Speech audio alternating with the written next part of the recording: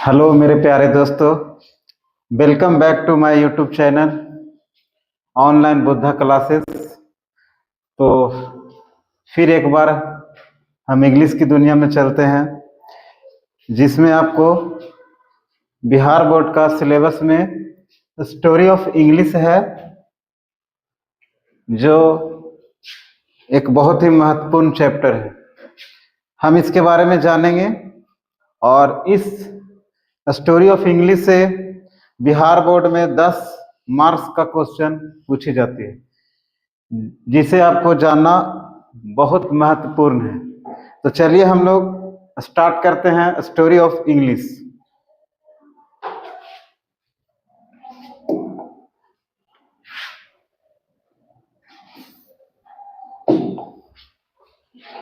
देखिए, आपको सामने स्टोरी ऑफ इंग्लिश का बहुत ही ऑब्जेक्टिव टाइप एक्सप्लेनेशन दिया हुआ है, जहां से आपका किसी भी प्रकार का स्टोरी ऑफ इंग्लिश का ऑब्जेक्टिव का पूरा यहां से आपको निचोड़ देखने को मिलेगा। आप इस वीडियो से आपको जितना भी स्टोरी ऑफ इंग्लिश से रिलेटेड क्वेश्चन जो ऑब्जेक्टिव में आएगी या सब्जेक्टिव में भी आएगी, उससे आप सॉल्व कर सकते हैं इस वीडियो के माध्यम से। तो चलिए स्टार्ट करते हैं स्टोरी ऑफ इंग्लिश। सबसे पहले मैं बताना चाहूंगा कि स्टोरी ऑफ इंग्लिश हमारा इंट्रोड्यूस कराता है इंग्लिश का, कि how it is started in England और जर्मनी। तो चलिए जानते हैं, हम वन बाय वन करके हम इसको सेंटेंस से एक्सप्लेन करते हैं। तो चलिए स्टार्ट करते हैं। सबसे पहले हम यहाँ पढ़ेंगे स्टोरी ऑफ इंग्लिश। अब नीचे लिखा हुआ है quick notes of story of English objective, यानी कि यहाँ से आप जो भी पढ़ेंगे ऑब्जेक्टिव टाइप पर क्वेश्चन जो भी अराइज होगा आपका, उसमें आपको मदद मिलेगी। तो चलिए जानते हैं स्टोरी ऑफ इंग्लिश का एक्सप्लेनेशन। कहता है English is the window of the world. सबसे पहले हम जानेंगे कि इंग्लिश है क्या। तो you must know English is known as the window of the world. It means, इसका ये अर्थ हुआ कि अंग्रेजी पूरे विश्व का खिड़की है। खिड़की यानी कि आप जानते हैं, जिस आप कमरा में रहते हैं, जिस आप घर में रहते हैं, उस घर में अगर खिड़की है तो आप खिड़की से यानी कि आप घर के बाहर के वातावरण को देख सकते हैं। और यहाँ से ये सेंस निकलता है कि पूरा दुनिया को अगर आप जानना चाहेंगे, भ्रमण करना चाहेंगे, बिजनेस स्टार्ट करना चाहेंगे, बिजनेस करना चाहेंगे, तो आपको इंग्लिश सीखना बहुत जरूरी है। इंग्लिश सीखना बहुत जरूरी है, because English is spoken mostly land of the world. इसलिए इंग्लिश को बोला जाता है वर्ल्ड ऑफ, इंग्लिश को बोला जाता है विंडो ऑफ द वर्ल्ड। यहाँ पर एक डब्ल्यू छूट गया है, विंडो ऑफ द वर्ल्ड यानी कि संसार का एक खिड़की कहा जाता है। दूसरा क्या है, English language is younger than Sanskrit and Persian. आप जानते हैं कि हमारा देवों की जो भाषा है संस्कृत है, ठीक है, और एक और लैंग्वेज जो बहुत प्राचीन माना जाता है वो है पर्शियन। यानी कि इंग्लिश जो लैंग्वेज है वो संस्कृत और पर्शियन लैंग्वेज से क्या एकदम उसको बोल सकते हैं यंगर है। यानी कि सबसे पहले संस्कृत आया, उसके बाद पर्शियन आया, तब जाकर ये इंग्लिश लैंग्वेज का उद्गम हुआ, ओरिजिनेट हुआ। नेक्स्ट क्या है, English is used as second language in India. इसका अर्थ है कि इंग्लिश जो लैंग्वेज है वो भारत में दूसरा भाषा के रूप में किया जाता है। यानी second language of India is known as English. English को हम सेकंड लैंग्वेज के रूप में प्रयोग करते हैं। कहाँ? तो इंडिया में। फिर नेक्स्ट क्या है, English is a West Germanic language. English है यानी इंग्लिश की उत्पत्ति यहां से पता चल रहा है जर्मनिक, यानी कि जर्मनिक से, यानी कि हम बोल सकते हैं English is a West Germanic language. यानी कि इसका उत्पत्ति जर्मन से यानी जर्मनी से रिलेटेड है।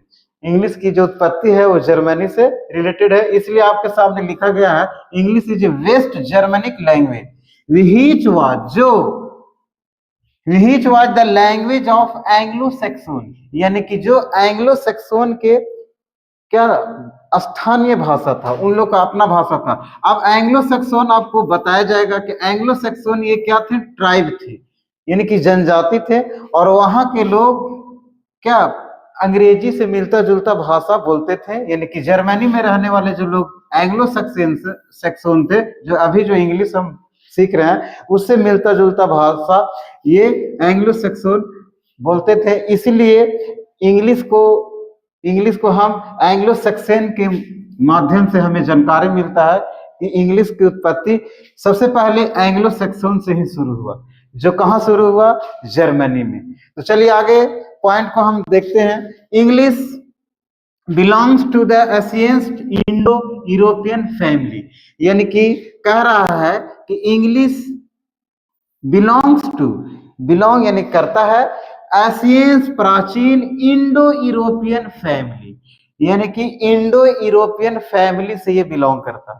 अब इंडो यूरोपियन फैमिली क्या है, आपको जब इसकी एक्सप्लेनेशन डिटेल्स मिलेगी तो बताया जाएगा। तो इंडो यूरोपियन फैमिली यानी कि यूरोप महादेश, यूरोप कंट्री से ये बिलोंग करता है।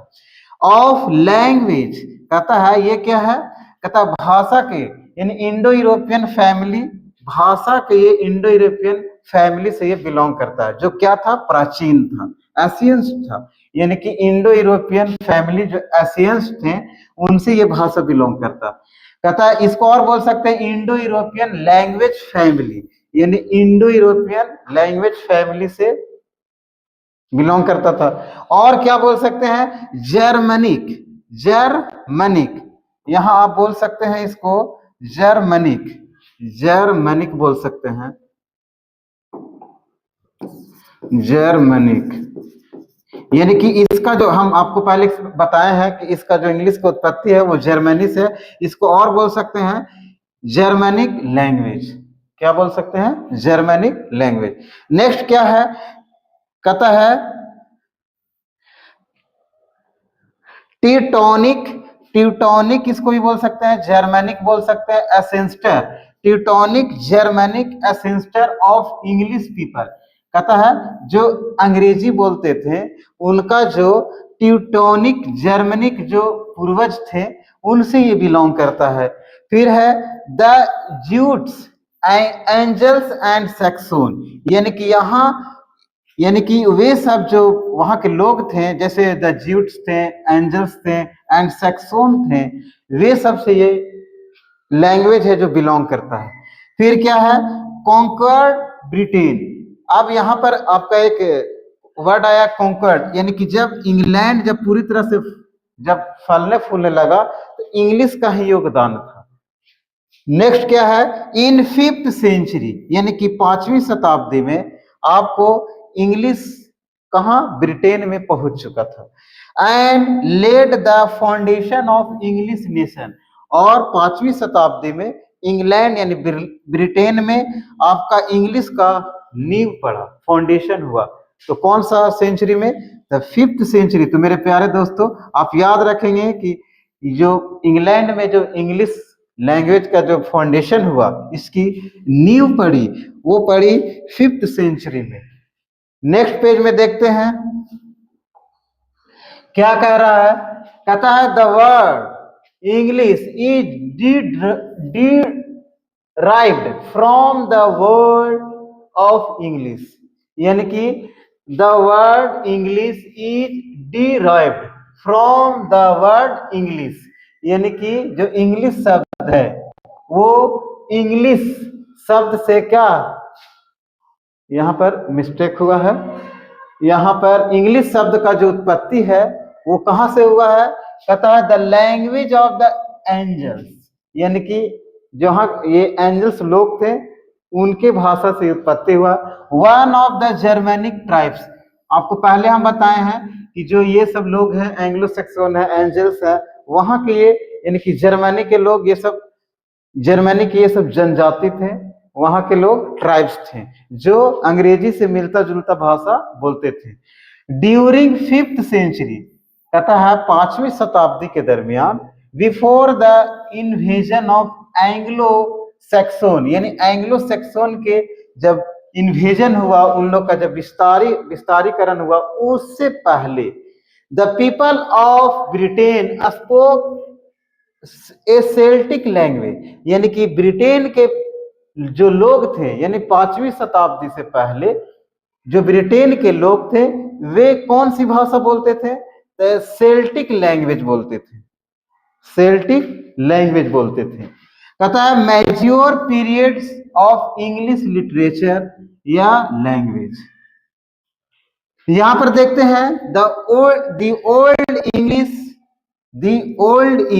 Period, the Anglo Saxon period, यानी कि इसको हम बोल सकते हैं ओल्ड इंग्लिश, यानी कि आपका सबसे स्टार्ट होता है पहला नंबर, यानी कि अंग्रेजी की जो उत्पत्ति है, अंग्रेजी लैंग्वेज की जो उत्पत्ति है, वो हमारे जो लैंग्वेज स्टडी करता है उनके अनुसार 3 भाग में बांटा गया। जो पहला आपका यहाँ पर है, जिसको पहला भाग हम पहला पार्ट को हम बोल सकते हैं द ओल्ड इंग्लिश पीरियड, यानी कि इसको और बोल सकते हैं एंग्लो सैक्सोन पीरियड, जो कब से कब तक रहा? 450 एडी, 450 एडी, इट मींस 4 है 450 एडी टू 1066 एडी, यानी कि 5वीं शताब्दी से 11वीं शताब्दी तक आपका ओल्ड इंग्लिश पीरियड रहा इंग्लैंड में, ओल्ड इंग्लिश पीरियड रहा इंग्लैंड में। नेक्स्ट क्या है? कहता है the writing system in old English, यानी जब ओल्ड इंग्लिश की जिक्र हम कर रहे हैं तो ओल्ड इंग्लिश में जो लिखने की जो सिस्टम था वो क्या था? यूज द रनिक अल्फाबेट, यानी कि रनिक अल्फाबेट का प्रयोग किया जाता था, रनिक अल्फाबेट का प्रयोग किया जाता था। तो बिहार बोर्ड में क्वेश्चन आपका राइज होगा कि ओल्ड इंग्लिश में जो इंग्लिश लैंग्वेज था वो किस रूप में लिखा जाता था? तो आपको याद करना होगा द रनिक अल्फाबेट में लिखा जाता था। किस अल्फाबेट में लिखा जाता था? रनिक अल्फाबेट में लिखा जाता था। फिर के आगे क्या कह रहा है? The language of old English, यानी कि ओल्ड इंग्लिश की जो भाषा थी वो क्या है? लुक्स डिफरेंट, यानी कि ओल्ड इंग्लिश की ओल्ड इंग्लिश की जो भाषा थी, यानी कि ओल्ड इंग्लिश में जो इंग्लिश लिखी जाती थी, यानी कि जो मालूम होता था, अपीयर होता था, different because of its spelling, इस यानी इसका, यानी कि जो भी अंग्रेजी में लिखा जाता था उसका जो स्पेलिंग होता था उसके अनुसार ये डिफरेंट होता था, एंड वैक्यूबलरी, और उसके शब्दकोश के अनुसार उस पीरियड का, उस ओल्ड इंग्लिश के पीरियड का जो अंग्रेजी हम लिखते थे, जो अंग्रेजी लिखा जाता था वो स्पेलिंग के अनुसार और वैक्यूबलरी के अनुसार डिफरेंट होता था।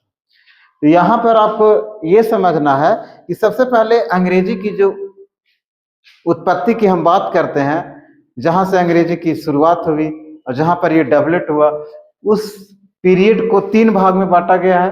पहला भाग है आपका ओल्ड इंग्लिश, ओल्ड इंग्लिश जो कब से कब तक रहा? 450, it means 450 AD to 1060 AD, यानी 5वीं शताब्दी से लेकर 11वीं शताब्दी तक आपका ओल्ड इंग्लिश माना जाता है। उस ओल्ड इंग्लिश में, ठीक है, उस ओल्ड इंग्लिश में आपको जो अंग्रेजी लिखी जाती थी वो रनिक अल्फाबेट होता था, उसमें रनिक अल्फाबेट होता था। नेक्स्ट पेज में देखते हैं, कहता है द मिडिल इंग्लिश, दूसरा है, यानी कि अंग्रेजी की जो पीरियड रहा, अंग्रेजी का डेवलप का पीरियड रहा, वो पहला हो गया ओल्ड इंग्लिश और दूसरा है मिडिल इंग्लिश। दूसरा क्या है? मिडिल इंग्लिश, जिसका पीरियड माना जाता है, आपको बताएंगे, नीचे एक्सप्लेन किया हुआ। इसको और क्या बोलते हैं? The Anglo Norman period, the Anglo Norman period, यानी कि मिडिल इंग्लिश जिसको हम बोल सकते हैं एंग्लो नॉर्मन पीरियड।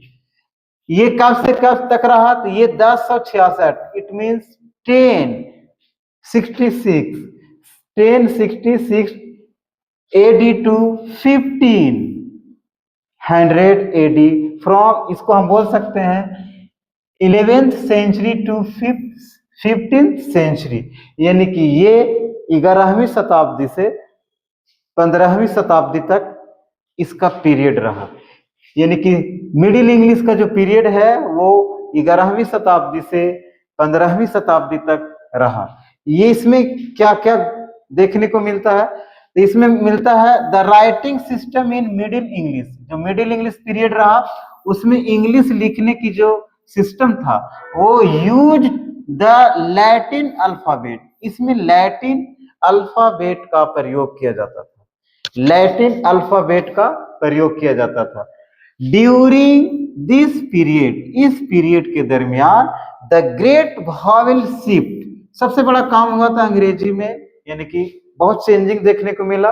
वो चेंजिंग देखने को मिला ओल्ड इंग्लिश में, मिडिल इंग्लिश में देखने को मिला। ज्यादा चेंजिंग आपको मिडिल इंग्लिश में देखने को मिला, और जिसमें सबसे बड़ा चेंजिंग था वॉवेल शिफ्ट टुक प्लेस, यानी कि वॉवेल को शिफ्ट करने की प्रक्रिया इसमें आई। यानी कि हम दूसरे लैंग्वेजों से कुछ हम उसके जगह से कुछ लाए, कुछ शब्दों को बोरो किए। नेक्स्ट क्या है, कहता है the modern English period, the modern English period, modern English period, यानी कि इंग्लिश उत्पत्ति का जो पीरियड है, इंग्लिश का डेवलपमेंट का जो पीरियड है, वो 3 पीरियड में आपका, पहला है ओल्ड इंग्लिश, दूसरा है मिडिल इंग्लिश और तीसरा है modern English. Modern English period कब से कब तक रहा, ये रहा 1500 ऑनवर्ड्स, यानी कि from 15th century to present, यानी 15वीं शताब्दी से अभी जो भी अभी हमारा जो टाइम चल रहा है अभी तक हम इसको बोलेंगे मॉडर्न इंग्लिश, जिसमें इंग्लिश की शुरुआत हुई, इंग्लिश में कविता, कहानी और बड़े बड़े नाटक, नॉवेल्स वगैरह स्टार्ट हुए, बड़े बड़े राइटर आए। तो चलिए जानते हैं मॉडर्न इंग्लिश के बारे में। कहता है द मॉडर्न इंग्लिश पीरियड जो 15th सेंचुरी से यानी कि अर्ली 20th सेंचुरी यानी कि 20वीं शताब्दी तक हम इसको मानते हैं। फिर कहता है the post modern English, the post modern English period यानी कि मिड 20th सेंचुरी ऑनवर्ड्स, यानी कि अभी हम आपका जो अभी तक चल रहा है इंग्लिश वो क्या है, मॉडर्न इंग्लिश का ही क्या अभी इसकी चलन है। फिर क्या कह रहा है, the writing system in modern English is the English alphabet, यानी कि मॉडर्न इंग्लिश में आपका इंग्लिश का अल्फाबेट यूज किया जाने लगा, अल्फाबेट यूज किया जाने लगा। तो चलिए आगे जानते हैं। फिर क्या रहा है, मैच्योर एज ऑफ इंग्लिश, यानी कि इंग्लिश की उत्पत्ति से रिलेटेड जो भी आपको पीरियड जो चल रहा हुआ है आपका लिखा हुआ, यानी कि मॉडर्न जो मैच्योर एज ऑफ इंग्लिश है, जिसमें सबसे पहला जो एरा स्टार्ट हुआ जो इसको हम एज बोलते हैं वो है एलिजाबेथन एज। यानी कि आपको हम बताएं कि बहुत से जो राइटर थे, बहुत से जो पोएट हुए, बहुत से जो ड्रामाटिस्ट हुए, नॉवेलिस्ट हुए, वो एलिजाबेथन एज यानी कि 1558 यानी कि मॉडर्न इंग्लिश से स्टार्ट हुआ, जिस जो कब से कब तक रहा, 1600 यानी कि 1603। एलिजाबेथन एज 1558 से 1603 तक ये रहा। इसको हम बोल सकते हैं 16th सेंचुरी, यानी कि 16th सेंचुरी को किस रूप में जाना जाता है, दी एलिजाबेथन एज। एलिजाबेथन एज 1558 से 1603 ईस्वी तक रहा। इसको इस किस सेंचुरी में आएगा, तो 16th सेंचुरी में आएगा। फिर दूसरा है द जैकोबियन एज, यानी कि जैकोबियन एज जो कब से कब तक रहा, 1603 से 1625 तक माना जाता है। ये आता है 17th सेंचुरी में आता है। नेक्स्ट क्या है, कहता है दी कैवेलियर एज जो 1642 से 1651 तक रहा, यानी कि 17वीं शताब्दी में ये भी रहा। इस एज को देखने को मिलता है 17वीं शताब्दी में। तो द एज ऑफ मिल्टन, अब आ गया यानी कैवेलियर एज के बाद द एज ऑफ मिल्टन, यानी मिल्टन साहब जिसको हम जानते हैं जॉन मिल्टन। जॉन मिल्टन साहब का आगमन हुआ, यानी कि 1620 से माना जाता है 1660 तक इनका एज माना जाता है, जो आते हैं 17th सेंचुरी में। नेक्स्ट क्या है, दी रेस्टोरेशन एज जो 1660 से लेकर 1700 यानी 17वीं शताब्दी को हम मानते हैं रिस्टोरेशन एज। फिर नेक्स्ट क्या है, दी अगस्तन एज जो 1700 सेंचुरी से लेकर 1745 यानी 18वीं शताब्दी 18th सेंचुरी में ये आता है। नेक्स्ट क्या है, दी रोमांटिक एज। दी रोमांटिक एज यानी कि हमारा पूरा पोएट लोग, राइटर लोग रोमांटिक यानी कि प्रकृति से प्यार करने से सिलसिले, प्रकृति को बचाने से सिलसिले में कविता कहानी को लेकर आए, इसलिए ठीक है इस एज को हम रोमांटिक एज के रूप में हम जानते हैं, जो कब से कब तक रहा, 1798 यानी कि विलियम वर्ड्सवर्थ जैसे एसटी कोलरिज हो गए और बहुत से कवि हुए जो रोमांटिक एज में आए, जो कब से कब तक रहा, 1798 से लेकर 1850 तक ये आपका एज चला, जिसको जो आया 19th सेंचुरी में। नेक्स्ट क्या है, the Victorian age. The Victorian age जो 1832 से 1901 यानी कि 19th सेंचुरी तक, ये 19th सेंचुरी में आता है, यानी कि इसका पीरियड रहा 1832 से 1901 तक। नेक्स्ट पेज में देखते हैं, आपका कहता है वर्ड्स ओरिजिन्स फ्रॉम, यानी कि बहुत से ऐसे शब्द हैं जिसका उद्गम कहां से हुआ, कैसे हुआ, जो आपके सामने लिखा हुआ है। क्या कह रहा है, पोएट्री। पोएट्री मतलब होता है, पोएट्री का अर्थ है पद से रिलेटेड, पद यानी कि कविता से रिलेटेड, यानी कि पोएट्री शब्द जो आया comes from Greek word, Greek शब्द से आया है, जिसका अर्थ होता है मेकिंग, बनाना। जिसका अर्थ क्या होता है, बनाना, यानी कि पोएट्री शब्द आपका उत्पत्ति, इसका उत्पत्ति हो रहा है ग्रीक वर्ड से। फिर है आपका प्रोज, जिसको हम जानते हैं गद्य, यानी कि स्टोरी से रिलेटेड, ड्रामा से रिलेटेड, नॉवेल से रिलेटेड, शॉर्ट स्टोरी से रिलेटेड जो कलेक्शन होता है उसको हम प्रोज भाग में रखते हैं। वो यानी प्रोज आपका जो वर्ड है वो कहाँ से इसका ओरिजिनेट होता है, कहाँ से उद्गम हुआ है, लैटिन वर्ड से इसका उत्पत्ति हुआ, जिसका अर्थ है, मीनिंग है स्ट्रेट फॉरवर्ड, स्ट्रेट फॉरवर्ड, यानी कि जो शब्द हैं स्ट्रेट फॉरवर्ड, स्ट्रेट फॉरवर्ड यानी शब्दों के लिए सीधा हम बोल सकते हैं, यानी कि शब्दों को हम जब सीधा रखते हैं और उससे रिलेटेड हम उससे को आगे बढ़ाते हुए हम कहानी को क्रिएट करते हैं। नॉवेल की उत्पत्ति, जिसका हिंदी होता है उपन्यास, हिंदी होती है उपन्यास, कहता है comes from the Italian words, यानी कि नॉवेल का उत्पत्ति इटालियन शब्द से हुआ है, जिसका अर्थ है न्यू, नया, जिसका अर्थ है नया। फिर है ड्रामा।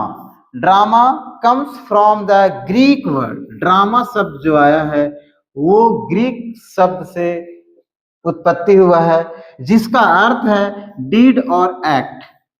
हम बोल सकते हैं डीड, डीड मतलब मृत, यानी कि बहुत सी घटनाएं हो चुकी है, उसको हम नाटकीय रूप में जब प्रस्तुत करते हैं तो वो क्या कहलाता है, ड्रामा हम उसको कहते हैं। यानी कि मंचासीन होकर मंच पर आधारित अगर हम उस दृश्य को फिर से पुनः दिखाते हैं उसे हम ड्रामा बोलते हैं। यानी इसका अर्थ होता है डीड, यानी वैसी घटना जो डीड हो चुका है, और वैसी घटना को हम एक्टिंग के माध्यम से प्रस्तुत करते हैं, जिसमें सिर्फ इमेजिनेशन लोग होते हैं, काल्पनिक लोगों को हम कल्पना करके हम लोगों को मान लेते हैं।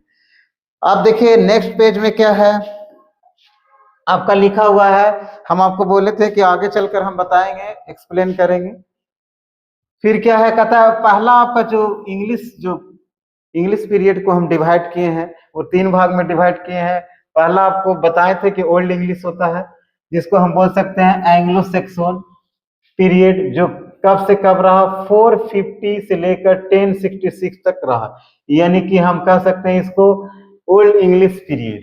इसमें आपको इसकी विशेषता क्या है, इसमें क्या हमको जानना है। तो Anglo Saxons were the dominate people, कहता है इस पीरियड में सबसे ज्यादा भागीदारी निभाने वाले लोग हैं एंग्लो सैक्सन। और ये एंग्लो सैक्सन कहाँ रहते थे, तो एंग्लो सैक्सन रहते थे जर्मनी में। जर्मनी का ये लोग क्या थे, ट्राइब्स थे, और ये लोग इंग्लिश से मिलता जुलता शब्द को बोलते थे। फिर कहता है live in England 5th century to 1066, यानी कि जैसे ही ये लोग आए कहाँ, इंग्लैंड में आए, तो इन लोग 5वीं शताब्दी में, यानी कि 5वीं शताब्दी से लेकर 5वीं शताब्दी से लेकर 11वीं शताब्दी, यानी कि 1066 को हम बोल सकते हैं 11वीं शताब्दी, यानी 5वीं शताब्दी से लेकर 11वीं शताब्दी तक इन लोग इंग्लैंड में रहे और अंग्रेजी का प्रयोग किए। यानी कि हम बोल सकते हैं इसको एंग्लो सैक्सन पीरियड बोल सकते हैं या ओल्ड इंग्लिश बोल सकते हैं। फिर आइडेंटिटी बाय बीड, यानी कि बीड एक क्या थे, ये बीड से पहचाना जाता है ओल्ड इंग्लिश में जो भी लेखन क्रियाएं हुई, तो बीड से ही पहचाना जाता है। नेक्स्ट कहता है जर्मनिक लैंग्वेज, यानी कि ओल्ड इंग्लिश में जर्मन लैंग्वेज बहुत ही क्या योगदान दिया, यही आपका सपोर्ट किया इंग्लैंड में इंग्लिश लाने का। कहता है 3 ट्राइब्स, यानी कि इस समय यानी ओल्ड इंग्लिश के समय 3 प्रकार की ट्राइब्स जनजातियां रहते थे, जिसको पहला है एंजल्स, दूसरा सेक्सोन्स और तीसरा है ज्यूट्स। यानी आपसे क्वेश्चन होगा कि ओल्ड इंग्लिश में एक जनजाति का नाम बताइए, जिसमें एंजल्स है, सेक्सोन्स है, ज्यूट्स है। कहता है ओल्ड इंग्लिश को डिवाइड किया गया है इनटू 4 डायलेक्ट्स, यानी ओल्ड इंग्लिश में अंग्रेजी के 4 डायलेक्ट्स यूज किए जाते थे। अब डायलेक्ट्स क्या होते हैं, तो डायलेक्ट्स क्या होता है, शब्दों का जो यूजेज होता है, शब्दों का जो प्रारूप होता है, उसको हम क्या 4 भाग में पढ़ना है। यानी कि ओल्ड इंग्लिश में जो डायलेक्ट्स होते थे उसको 4 भाग में बांटा गया है।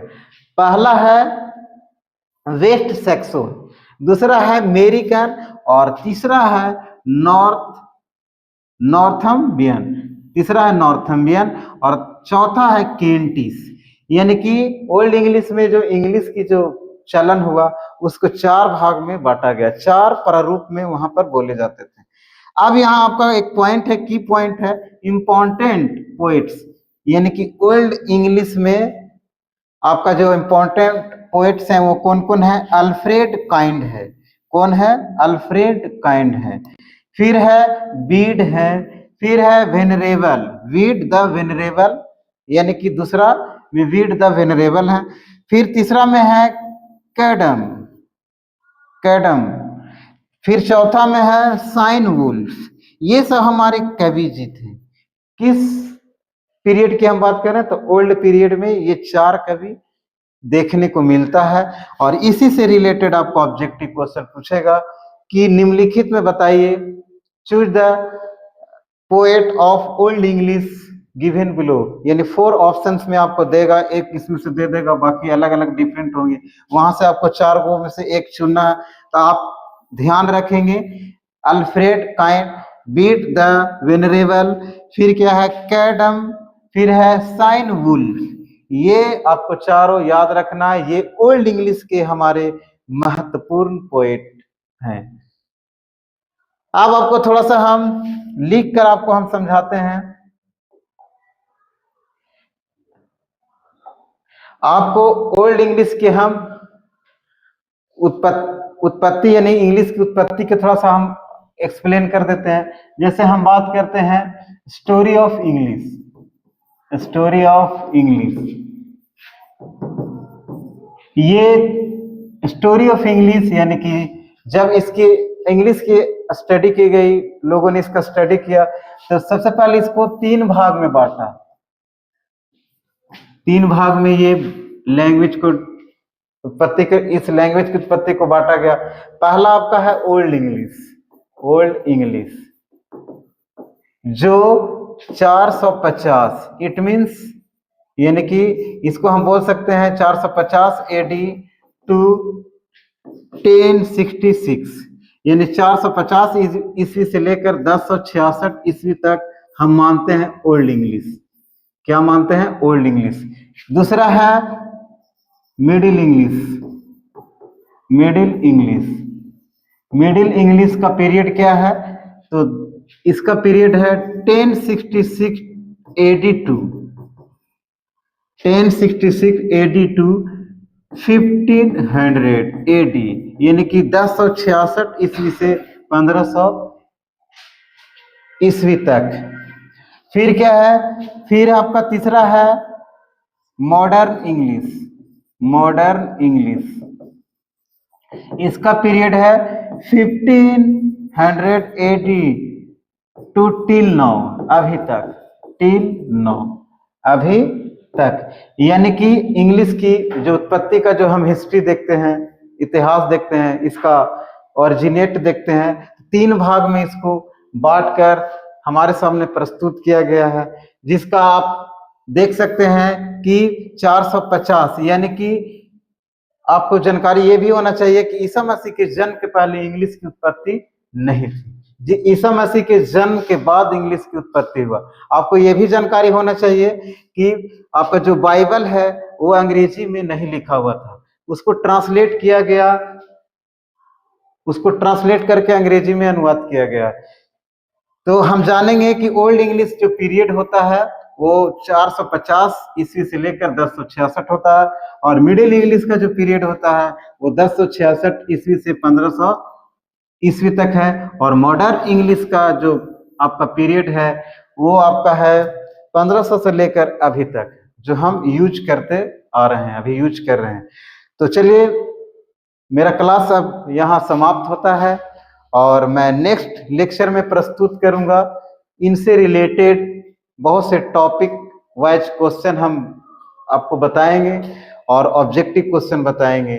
तो थैंक यू, और अपने पढ़ाई को आप रेस में लाइए, और अपने परीक्षा को ध्यान में रखते हुए आप अपने अंग्रेजी को अच्छा बनाने के लिए इस ऑनलाइन बुद्धा क्लास को फॉलो कीजिए, सब्सक्राइब कीजिए, शेयर कीजिए और लाइक कीजिए। तो thank you so much, thank you.